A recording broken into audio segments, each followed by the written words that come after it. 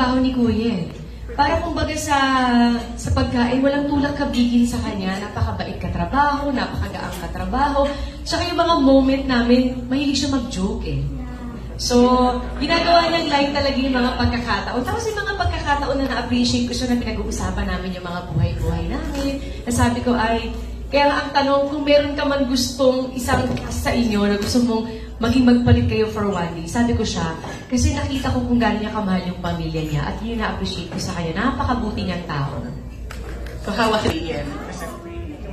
Dahil ginawa ko to, oo. Pero hindi mo pa ginagawa. Kaya manood kayo, malay niyo mamaya magpakita sa inyo, di ba? Ang seryoso, dahil hindi ka naniniwala. Hanggang ngayon naman hindi rin.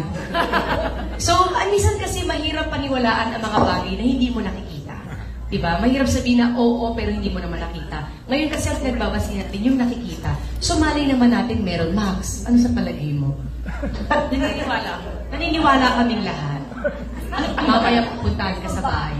Ha? Kanina hindi. Ngayon naniniwala. So, final answer. Maniniwala ako. Maniniwala ako kasi ang ganda ng kwento niya kung totoong may ganitong klaseng alien sa buhay ng mundo ng tao. Para ang sarap niyang maging kaibigan. Okay.